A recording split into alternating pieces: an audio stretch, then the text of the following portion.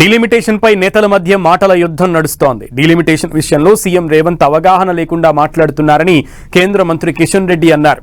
అయితే కిషన్ రెడ్డి వ్యాఖ్యలకు CM Revanth counter ఇచ్చారు. డీలిమిటేషన్తో కిషన్ రెడ్డి, బండి సంజయ్ కేంద్ర మంత్రులు కాలేరని సెటైర్లు వేశారు.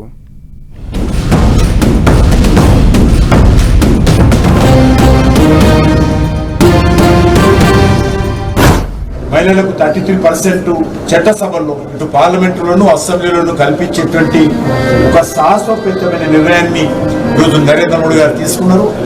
కాబట్టి నేను కాంగ్రెస్ పార్టీని కూడా కోరుతా ఉన్నాను, దీన్ని రాజకీయం చేయకండి. నేను ఒకటే కోరుతా ఉన్నాను, దక్షిణ భారతదేశంలో మేమందరం ఉన్నాము.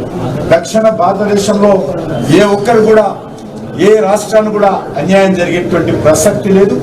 అన్ని రాష్ట్రాలకు సమన్యాయం జరిగే విధంగా నరేంద్ర మోడీ గారి ప్రభుత్వం కృతనిశ్చయంతో ఉంది. ఆయన ప్రతి వారానికి ఒకసారి ఢిల్లీకి ఎందుకు వెళ్తున్నాడో ఆయన తెలంగాణ ప్రజలకు చెప్పాలి. ఒక చైర్మన్ ఇవ్వాలన్నా, ఒక మంత్రి పదవి సంబంధించినటువంటి ఎక్స్పెన్షన్ చేయాలన్నా ఆయన డబ్బులు మోస్తూ ఈరోజు మాట్లాడుతున్నారు. అంతే తప్ప భారతీయ జనతా పార్టీలో ఏ రకంగా కూడా మేము ఆ రకంగా వ్యవహరించాము. కాబట్టి ఆ రకంగా మాట్లాడము ఆయన విజ్ఞతగా వదిలేస్తున్నది.